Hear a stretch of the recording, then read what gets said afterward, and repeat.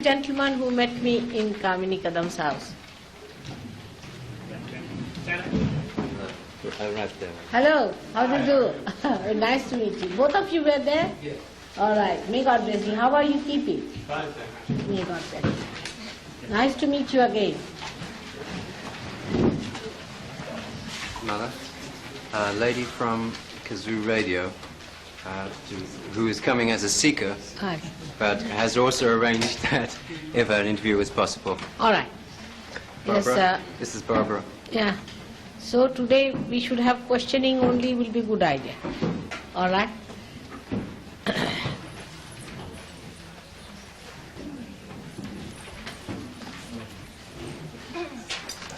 Thank you, Mother. May God bless. Before we begin, I would like to introduce myself to those of you in the room. My name is Barbara Schuler, and I do a radio program on a station from Monterey called Discovery, which is usually on Wednesdays from 1 to 2:30 and is going to be now on Thursdays from 11 to 11:30 to 1 o'clock. And it's my privilege to be here to do a taped interview for my listeners. So for the listeners, I would like to say that we are at the Kenneland Campgrounds in Santa Cruz, and this is an interview with Her Holiness Mataji. Mother, today there were many things said about Sahaja Yoga, about your philosophy, and very little was said about who you are as a person. And I thought it would be good to start out with some questions about who you are, who were you as a child, what people influenced you, what brought you to the place you are today as a luminous being sitting before me and before us. I'm a very ancient being. That problem is like this. And what can I tell you about myself? I just don't know what part will interest you. But only thing I can say that I was born with this understanding and awareness that I have to find out a method by which I could give mass realization to people. I was a realized soul, of course. I knew all about it from my very childhood. But the problem was that how to make many people get it. Because if one person gets it, or one person has it, if one person is an incarnation, people don't understand it. Not only that, but they may even try to destroy such a person. That's what happened to all the saints who came on this earth. Christ was crucified, Muhammad Sahib was given poison, because they were ignorant. They did not know what it was, what was he saying. So it was important, first of all, to find out a method how to give them mass realization.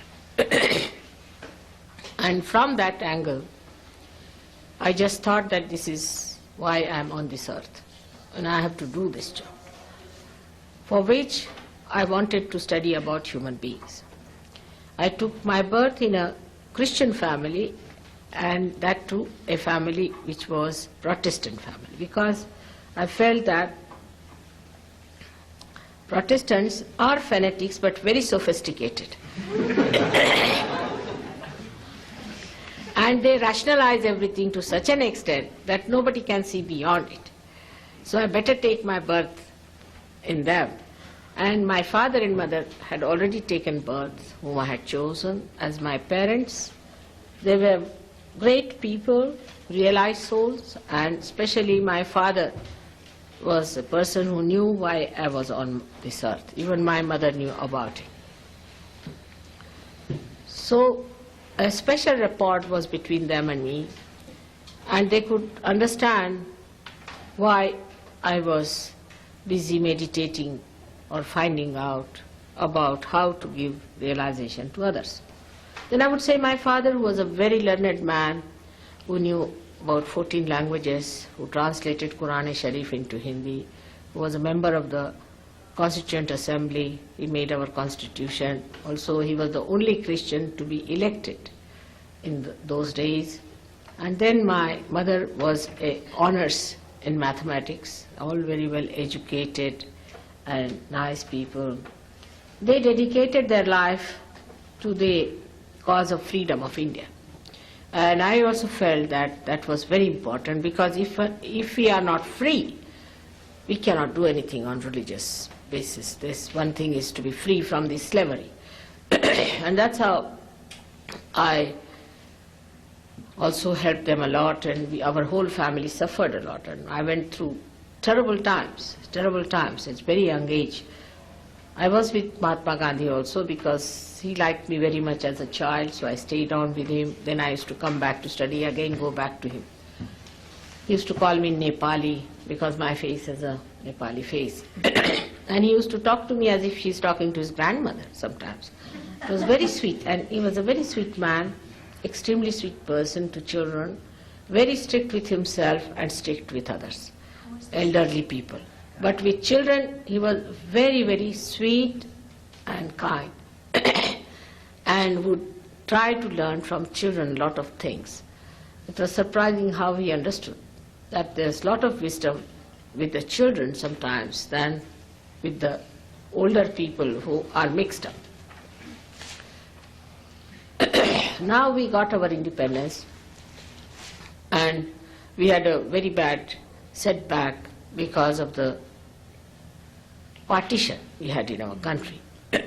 And I was studying in Lahore Medical College there, because I wanted to know about medicine, what these people call such and such thing, because I knew all this, but I knew about the body, I knew about everything, what you call the complete nervous system, but I did not know what was the vocabulary attached to it, so I studied there for 2 years.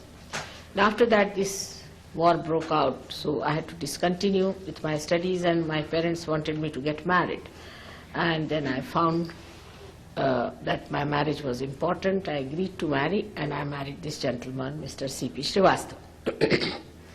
Then, during all that time, my only pastime or the full-time work was to find out about human beings. What's the problem they have? What they avoid reality, how they shun it, how they run away from it, what are their problems, how are they seeking, what do they have to offer, what will they accept, how to handle them. It was quite an intricate question. Every person provided a new sample of problems, and I had to fight it out in a way that it was a system which I knew how to do it, because to enter into somebody subtly to understand the problems of the Kundalini, you can go into the journey and find out about a person. And then I found out the permutations and combinations of their problems. So it is like you can say that like periodic tables, you have to divide them into 3, then into 7, then into their permutations and combinations. So you can imagine 3 into 7 raised to power eternity. It was like that. But doesn't matter, it worked out. And in the year 1970, on the 5th of May, I was a little bit hesitant at that time. I thought I should wait, but certain circumstances made me to open the last center. And when I opened the last center, we started working with others on AMA scale. But still, I gave realization only to one lady who came to my house. I tried if it works out with her. And I give her realization by touching her centers one by one, 6 centers, and then bringing out the Kundalini on top of the head. What does it mean to open the Sahasrara? The last center? Last center is the center which is the limbic area, where is the seat of all the 7 centers. It's all integration there. So far, everybody who has come, like Christ has come on this center, what we call the Agya Chakra, or Krishna has come on this center, which is the Vishuddhi Chakra. Like that, they have been appearing on every center of ours, giving us a new dimension to our awareness. And that's how our awareness has improved to this extent, and now the time is for you to get your absolute, to you get your spirit, that your spirit must shine into your attention, that you should have your self-realization, that you should have your second birth. That's the time, and that is only possible if baptism, the real baptism, works out. Real, not artificial, somebody coming and putting the hand on your head and saying, now you are baptized. That's not the way. But it is a real thing that happens, that you start feeling the cool breeze of the Holy Ghost coming out. So, then I started giving first of all realization without confronting any kind of opposition or anything. I started with one lady, then I went ahead with it. Then the first 12 people got realization. Then I was very happy because our mass realization has started. Then gradually it started working out. I went to Indian villages. I thought they are better, simple people. First work on the simpler people. And they got realization. Now we have thousands of people in the villages who have got realization. They have dropped out all their bad habits. They have become very creative. They are doing very well. They are very happy. And they are experts. So many of them are experts, I can say, in India now, whom we call as Sahajogi, maybe in thousands. Some are working in the villages and some are working in some cities. So we have lots of people now in India who can do this job. This all happened since 1970. I started it. You started. Yes. I have a question that's important to me and to many people who are searching for something, or seeking perhaps what you call self-realization or Sahaja Yoga, or something. Some of us don't know exactly what it is. Yes, and we find that there are many teachers. How do we recognize those teachers that you might call fraudulent from the real ones? It's so difficult because they all seem to be able to inspire us in certain ways and give us experiences. How do we know who is teaching something that's true and who is being deceptive? First and foremost thing is, anybody who lives on your earnings is not a guru. A guru will never live on the earnings of his disciples. But here there are people who have built palaces, bought aircrafts and cars and this. I mean, this is something one should understand. It's so open to you to understand. I mean, I cannot understand more obvious thing that this one is, that it's a parasitic living, and you cannot have a parasites as your gurus. They can be parasites, but not your gurus. That's one of the things. And if you can, I mean, you can retain some people, if you want, because you are rich people, you can retain some. That's a different point. But you cannot have them as gurus. Guru has to be a higher personality, you see. Now, you have seen Christ was such a great incarnation. He didn't take any money from anyone. He was a carpenter's son, and he used to do carpentry himself, and he lived like a modest man. He never lived with big cars and big houses. It's not necessary, because such a person is himself is a very big king, you see, like a big emperor. He doesn't need anything. An emperor doesn't need anything, because nothing can give him comfort except that he himself is in complete comfort. So such a person doesn't want anything. So you must see that such a person has no needs of comfort at all. He can sleep on the grounds, he can sleep anywhere. Now, in this life, I should say I come from quite a wealthy family, or married to another wealthy man. You can say that way, according to your own relative ideas. But to me, I can sleep anywhere. I have no problem. I have no problem of food, no problem of sleeping anywhere, no comfort. And I find it is beyond my self-respect to live on the earnings of others. It's not proper. But you are my children. Supposing now you bring a flower to me or something, it's all right. But I can't have a palace out of your money and all this. It's absurd, absolutely absurd. So this is one thing one should know, that it pampers our ego, that we can purchase our guru. We can purchase our self-realization. You see, this is a very subtle pampering, and that's how people accept. You see, they don't want to accept a person who says you cannot offer anything, it's too much for them.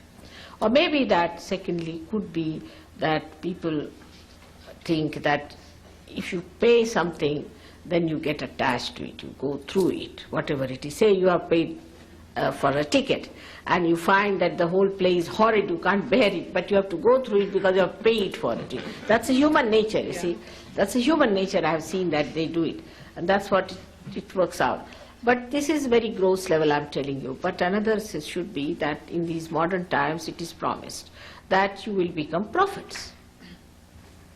You have to become prophets. So you must see, have you become prophets out of these? It's easiest is to see the disciples of this man. Any XYZ who says he's a guru. Now what is happening to the disciple? Is he a free person? Has he got any knowledge? Has he got any mastery? What has he achieved by being with that person? Now you have seen here there are Sahajogis, one better than the other. You talk to them, they are knowledge. Some of them have met me only for say 8 days or so, they have become knowledge. So what have they achieved, you should say? What is their style of life, their pattern of life, how they behave? And there cannot be any privacy about it. You see, like mafia, you don't tell that and you don't say that and you shouldn't do that. Of course, in Sahajoga, the truth is exposed gradually. But it is not like this that if you give some money, nobody knows. Everybody knows everything in Sahaja. You see? Now, supposing we have to build an ashram, say for example. All right, you build your ashram, you collect your money, do what you like and know about it. I have nothing to do with it. Also, among yourself, you should know how you got the money, how you spent it, what is the expense and all that. Because ashram, you can pay for, but not for your realization.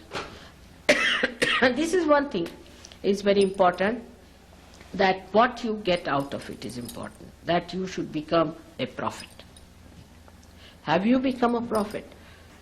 Then thirdly, you must know that if you are going from one to another, what we call guru shopping business, that means you have not found it. Otherwise you would just settle down. But some people are so weak that they do settle down with one and are finished with them.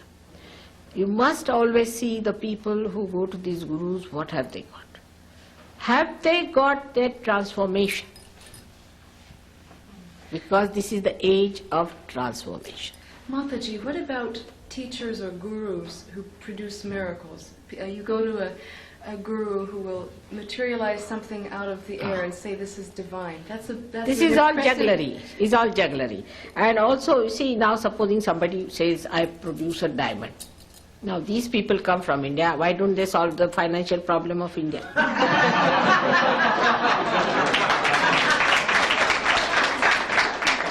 Secondly, you see, at every point they can be challenged. You should say that all right. One gentleman came to me and said that he gave me a diamond. I said, why you? How many diamonds you have? He said, hundreds. Then I said, why did he give you? You should give to your driver who hasn't got a diamond. You see, that is what it is. So it is all jugglery. You should see those who materialize. What have they given you? They have to give you something eternal. If they talk about God, God is not going to give you diamond. Which God has given diamonds to people? Have you heard of anyone giving diamonds? No. So you should ask for something which is the highest, which is the suprememost. Now the fourth thing, which is very important, that whatever experiences you get, for example, some people start just like jumping, some start shouting, some start behaving like animals, and they say, oh, that's what is coming out, you're taking out, you see. They feel very bad, they get horrible diseases, they get into troubles, and they get into pains, and all sorts of things, and contortions. They say, now your subconscious is coming out. Nothing has to be brought out. That's one thing you must know. The subconscious, as I told you, is on the left-hand side, and the supraconscious on the right-hand side. What you have to do is to ascend in the center and come up. Above your head is the superconsciousness. And when you become that, then you develop collective consciousness.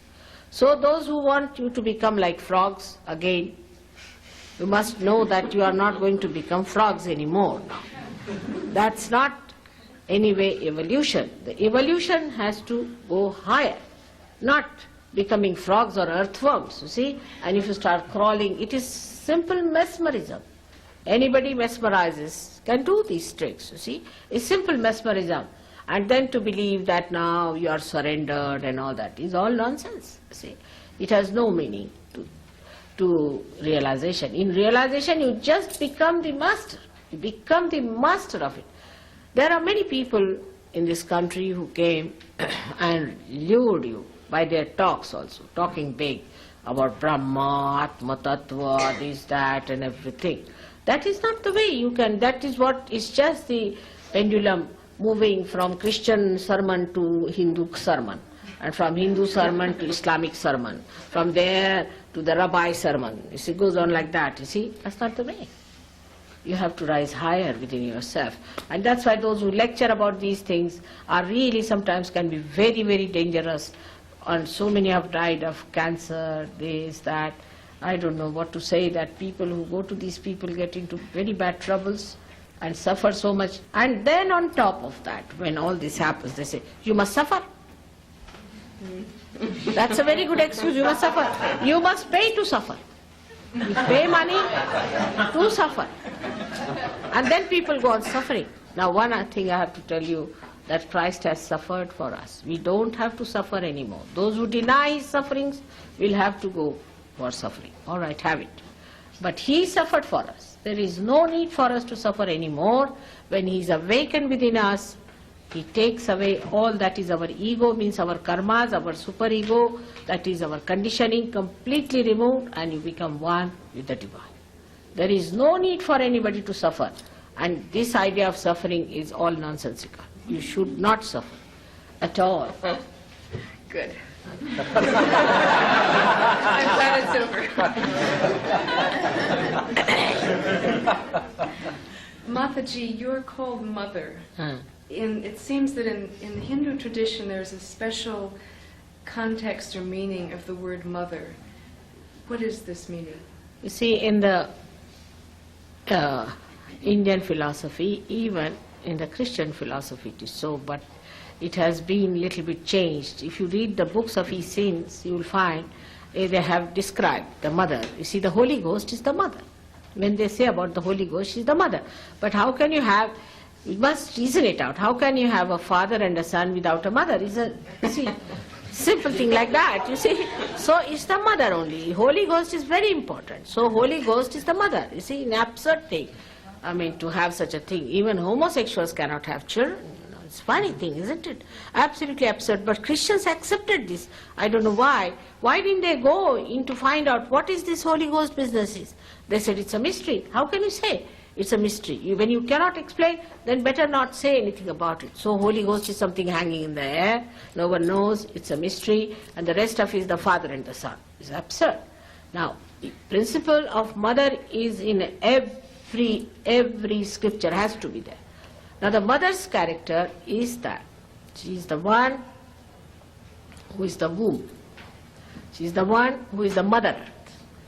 And she is the one who nourishes you. She nourishes us, you know that. And this feminine thing in every human being resides as this Kundalini, as you have seen it. And when she rises, she gives you this new awareness, which becomes compassion, which is flowing, which becomes soothing, nourishing energy of love. And that's what today people are saying, feminist, this thing and all that. That's again a pendulum, a man becoming a woman, woman becoming man. All these problems here are because of this. But when you move spirally upward, then where do you move? You become a personality full of compassion, of love, of universal understanding through collective consciousness. And then you rise up to a position where you become universally conscious. So that is what should happen to you. And if that happens, then we should say that your motherly qualities within you have risen. And that's what we have so far neglected. You do not become a woman, but you become motherly. First the father, then the son, and now the mother. All right? What is the role of woman in this world, the role of the feminine principle? I would say, I don't say that women who are born as women only have the role. Even the men have, everyone has, because everyone has Kundalini within them. But the women must know that if they are women, they have a greater responsibility. Not that they should sit at home and only look after children and brood and then nag the husbands when they come home. That's not their role. The role is such that they have to be forbearing. Any person who is the mother has to be like the Mother Earth. How much she is forbearing, how much she suffers. We dig her out, we torture her life, still she's giving all the time, she's soothing, forgiving, bearing it up. We are doing so many sinful things, she should explode really with anger the way it is. But she does not. She's very careful, she slowly informs that now get out of this place, it's rumbling. She's so kind, you see. That all should come to us. So it's not that it is only the women who should settle down with these qualities, but the time has come that men have to have these qualities. Otherwise there will be always an imbalance. So now the men have to become extremely kind, affectionate, compassionate, give up that competitive spirit, that fighting spirit like Napoleon had. All those ideas are outdated. Now whom do you respect? People like Mahatma Gandhi or Abraham Lincoln. Everyone, an American, should think of Abraham Lincoln. Yes, indeed. Mother, what are we doing here? What is the purpose of life on earth? What are human beings walking around on this planet for? You are specially made by God, you are specially chosen by God to be human beings, and you are here with a very great purpose. The first purpose of God is that you should become the vehicle of God's powers, completely, so that He flows through you. He flows into this atmosphere, into this universe, to make it a divine place. When you get realization, what happens? All your abnormalities drop out and you become very normal person. And these vibrations of cool breeze start flowing. With this now you can give it to Mother Earth. You can give it to the plants, you can give it to the trees. The whole thing becomes a garden of Allah, where you reside in complete joy and happiness. The second purpose is that God has prepared you now to settle into His kingdom. That's your throne, that's your right to be there. It could have been short-circuited at a time when Adam and Eve were called and told not to go into this so-called book of knowledge or the fruit of knowledge. But they didn't listen. You see, if you give freedom to someone, then what's wrong? So they started doing things which were brought to them by a satanic force, and they accepted it. So that was the original sin we have committed. So they had to take incarnations, do all those things, and now brought it to this level where human beings have to be brought again back to the position where they were to go. Mother, what is the true nature of death? Is it possible that you can choose not to die? What's the purpose of death? See, death is just like changing your clothes. So sometimes when you use too much of your clothes, get tired, you want to change it. Like that, death is, nobody dies. There's nothing that dies, except that the part that is the Mother Earth and the part that is the water falls off, and you remain as you are. But if you are a realized soul, then you have a choice. If you want to be born again, you would like to be born.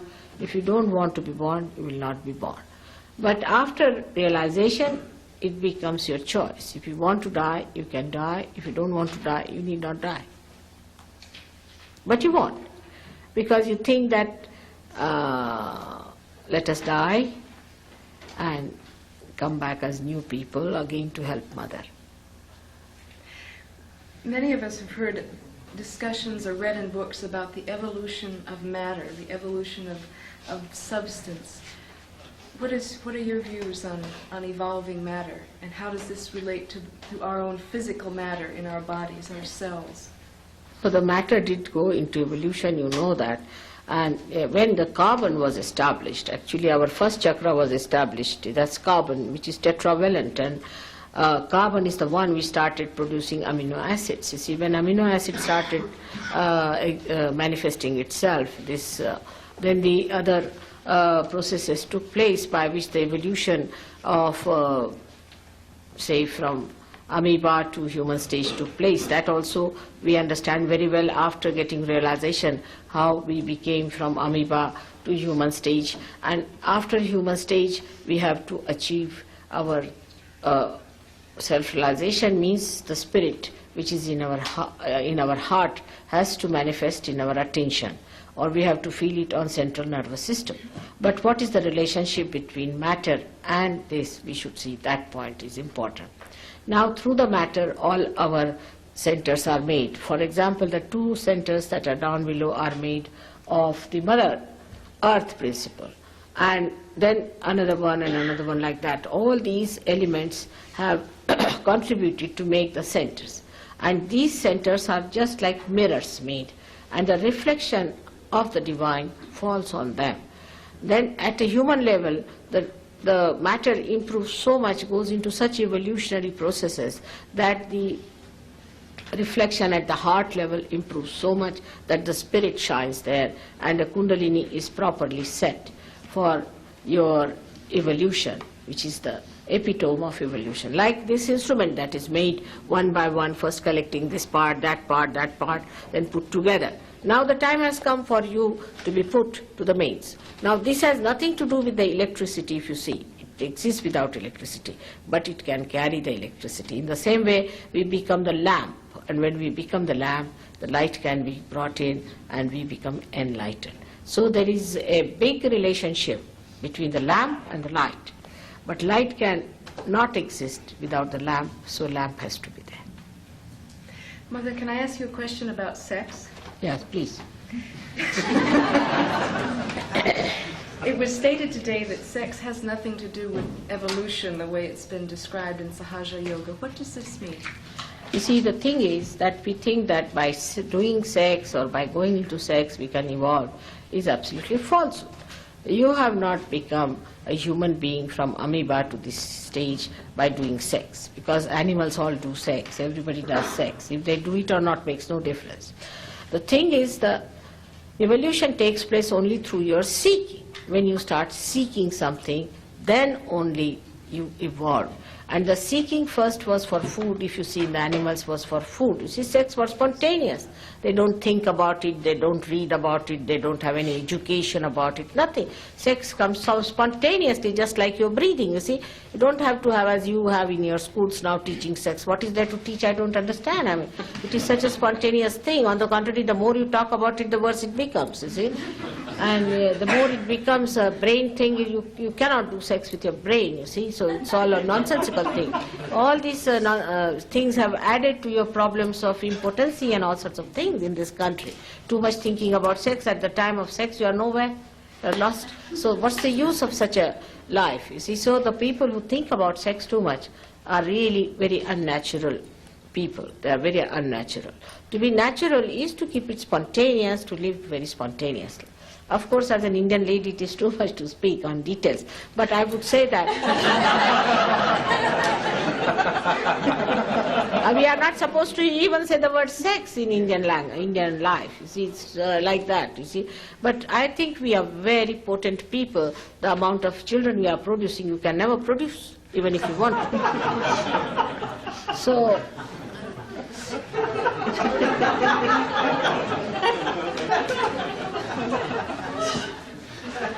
now the thing is that as a mother, I give all sort of grace to these people, grace marks, I should say, when they said that the sex can take you to Kundalini.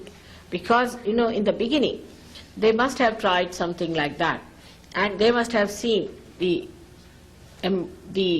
expression of the deity, which has got a trunk, you see, which is settled on the center. We call it as Ganapati, who actually incarnated as Christ on this earth later on. But he is the Ganapati. And there you see just the trunk. And they must have misunderstood that this trunk is the Kundalini because it has a shape like that. And that's why they might have said it. But it's the most dangerous thing. If you go through sex, then you open yourself absolutely to hell. If you go towards sex and try to come to God, is absolutely wrong. See, Christ has gone to such a limit because Christ was born here and He looks after our all optic lobes and all this part of the eyes. And what He said, thou shalt not have adulterous eyes. Just see. What does that mean? That means you have innocent eyes. He was innocence. He was the embodiment of innocence. Thou shalt not have adulterous eyes. No lust and no greed in your eyes. Now, it's only possible if Christ is awakened within you. Once He's awakened within you, then you will have your innocence and you will also lose the lust from your eyes. Eyes will be absolutely looking but not getting involved. That sort of a thing will happen to you. So the sex, which is a normal thing to do, has to be sanctified by collective people, should be done in a proper way so that you get good children. The marriage should be sanctified collectively and should be done in a proper way and should be looked after. Because now, of course, people are on a different line, but when I had come 10 years back, when I told them that you have to have sanity about sex, they were very angry and they said, you are Victorian. They called me Queen Victoria. What do you think?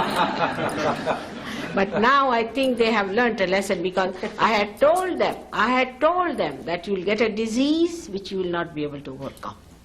Don't do all this nonsense of perversion. It's very nonsensical. But even now they are trying to evade the issue. Don't try to evade the issue.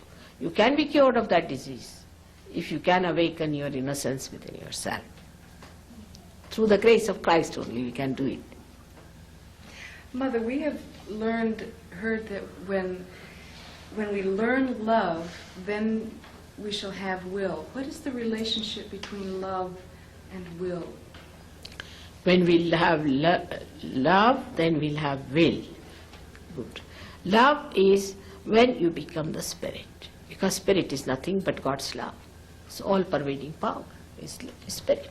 So when you know that love, which is not attachment, it's not attachment. You see, like a sap rises in the tree, it goes to the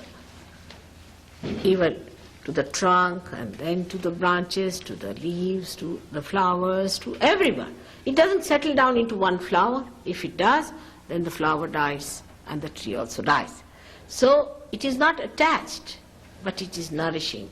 It does what it has to do. That kind of a love, which is absolutely without any conditions, unconditional, without any lust, without any greed, that kind of a love, when you will know, that is only possible when you will become the Spirit. Then you will know the will of God. The will of God, what is to be done. Because you don't know. Now you have to, then when you get your realization, what happens? This cool breeze is like a computer working. You ask the computer, now, should I do this work? If it is yes, you will have cool vibrations. If not, no vibrations. So you will know His will. Thy will be done. You see, how do you know His will? Then you just know. You become the knowledge. When you become the knowledge, when you become the love, then you become the knowledge also. Even in everyday life, if you love somebody, you know a lot about that person. Mother, this afternoon you said something very interesting in response to a question by a woman. And the response that you gave was that service and sacrifice are a myth, or is a myth. Can you describe what you meant by that? You see, when I said that when you become a saint, in the sense when you become a realized soul, you find that you are collectively conscious. Then what happens that if somebody has got a problem, you feel it on your fingertips. Now you rub your fingertips and the person feels all right. Now you have done no service, you have done no sacrifice. It's your finger that is in trouble. Now if you rub your finger, who is the other? You see, this comes out of ignorance. And those in India, actually, they knew it so well that those people who talked of sacrifice and service were called as Shudras, means untouchables. That means they had no knowledge about it. Those people who talk that we'll serve you, you'll do this dirty work of yours, that dirty work of yours, they were called as Shudras. They are not the people who should be touched, because they have no awareness that the all-pervading power of God is there, which does everything. What you have to do is to just become one with it. And once you are one with the whole primordial being, say on your body, if there's a pain somewhere, you just rub it. All right, you rub it and it's all right. There's no obligation on it. In any way you have not served anyone, you have not obliged anyone. So the concept that you are one with the whole itself is the noble concept. And those people who do not have that concept cannot understand. They think we are serving others, we are looking after others. Who is the other, I ask them. Who is the other? That is why this is the concept with which Indians have always lived. And that's something good they have. But they also picked up, you see, when your missionaries went there, they also started their missions. They start serving and all that. Now to the poor people, now how do we serve? We serve in this way in Sahaja Yoga, that once they get their realization, they don't remain so poor at all. You see, because first of all, the poor people have bad habits of drinking, all those things drop out. So all that money doesn't go into nonsensical things. Secondly, they get those vibrations. Now whatever work they are in, they become dynamic. They have no health problem, they don't have to go to the doctors. They become healthy people. Mentally they are so alert that they do better than any other. We have seen people who came to me and said that our children are very bad at school, must do something about them. When they got their realization, now they stood first. They got all the scholarships, everything. They are doing so well. So such people become also materially better off. They don't become extraordinarily rich, but they become materially well off, satisfied people. You see, also dissatisfaction is another poverty. Because you are dissatisfied. I think those are the greatest poor people, because they are never satisfied. But the people who are realized souls, are satisfied souls, they know how to live well, and they are helped. Like Krishna has said it, yoga kshema vahamyam. He said, I'll give you kshema after yoga. First he said yoga. And kshema means your well-being. So well-being acts after yoga, not before. Mother, in the West there's a great, especially I would say in this part of the West, on the West Coast, there's a great interest in subjects such as Kabbalah, tarot, astrology, spiritual alchemy. How does Sahaja Yoga relate to these? What are your I views can't on understand. That means they are not seekers, those who have such interest. You see, because these things relate to your material life. It's How just, do they relate to a material you see, life? because Kabbalah will tell you when will you get married, or how much money you'll have, what race you'll win, all those things. You see, God has no interest in these things. You see, all these things are spiritual alchemy. How will you change this into gold? And what does it matter, gold and all those things? What are so important? Isn't it the most important thing is to be your spirit? And those who are seeking the spirit are real seekers. All others are seeking money in some other form. You see, and then when they go to these people, actually these are nothing but spirits, and they get possessed by spirits, and they have a horrible time. You see, one should never indulge into these things. Christ has warned the most of all, and we are doing it. So often it's very wrong to ask for anything material like that. Why should we have easy money like that? It's not good. I think through some spirit helping you or something. I don't know if it really helps. It may a little bit help, but give you later trouble. Like one lady had a problem with her husband. You see, she said that he's a bad man, he's a flirt and all that. She went to such a woman, and he became, as far as she's concerned, he gave up flirting, but he started racing. Then he got lost in racing. Then she went there and she said that now he should be all right from racing, he should get out. So he started drinking. And after some time he started doing all the three things, you see. So it was too much. So this kind of nonsense we should not indulge into if you are seekers. But there are a category of people who are seekers, that's what I feel. And those who are seekers are getting into it should get out of it and get to your spirit. What's the role of the artist in this work, this Sahaja Yoga? An artist, artistic work, like music. Oh, and great, painting. tremendous it is. You see, those people who have been realized souls have created eternal art. Like we can say, Michelangelo was a realized soul. So his work is eternal art. They produce art which creates vibrations. You can feel vibrations from him. In the whole church, if you go, you feel horrid. But when you go to Sistine Chapel and see his work, the whole thing fills you up with vibration. They are creators of vibrations, imagine. The musicians like Mozart creates vibrations, but Wagner You see, so they are the people who are realized souls. You have some tennis players who are realized souls also, perhaps. Tennis players? Yeah. McEnroe is a realized soul. And Borg is also. And my grandchild told me, you know why Borg has retired? Because another Sir Yogi has come now, the younger one, so give chance to him. And that's why he is very honorably retired. It's because when McEnroe speaks, you must have seen, he tells himself, John, now behave yourself. They are in the third person. And that's why people don't understand him, and he doesn't like to be insulted. And that's very true. Anybody who's a saint doesn't like him to be insulted. So like that, you have so many people who are realized souls, we can say. Even the Princess of Wales is a realized soul, and the new child is a realized soul. So there are so many people like that who are realized souls. The listeners who will be tuning into this program on the radio won't have had the experience of being in your presence. Some of them may have who are in this room. What can you say to them about how to become a realized soul, or how to achieve this cool breeze that comes from At the beginning of my lecture, if you tell them that they should put their hands towards the radio, just turn the radio, they might feel the cool breeze. If they don't feel it, then tell them to put the right hand first till they feel the cool breeze, and left hand up as if ventilating out. And then the left hand towards the radio and the right hand up. It might work out because it has worked in Hong Kong. Well, I'll tell you something interesting. I interviewed Danny and Doug before you came so that listeners would have a chance to come here. And one of them called me and said that he went into a meditation in the afternoon and felt the cool breeze just by hearing them talk. See, if Sahaj Yogis can do it, then when I am talking, it should happen.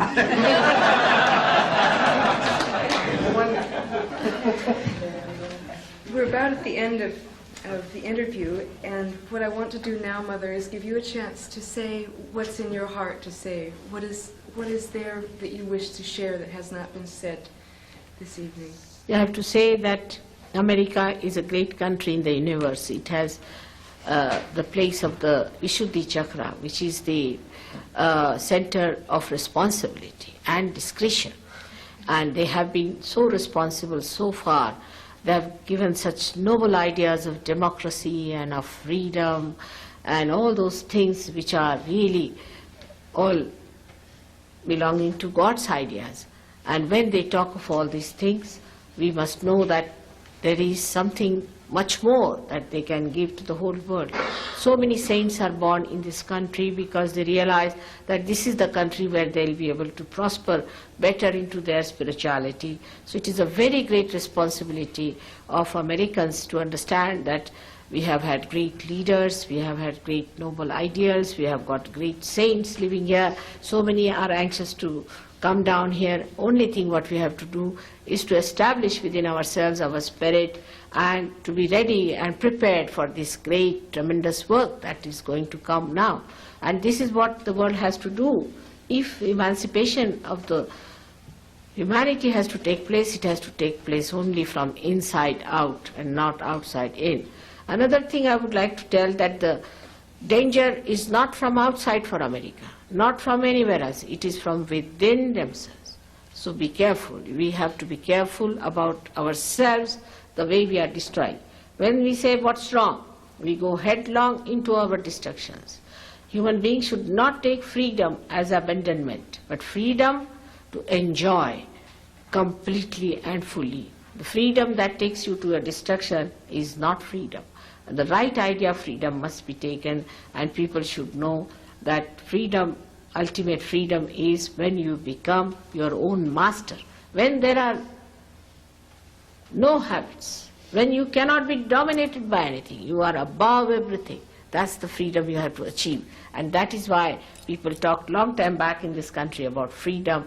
They helped all the countries to get their freedom, and now it is their job to get them their own freedom within themselves so that others will also follow. May God bless you all. Thank you, Mother. May God bless you.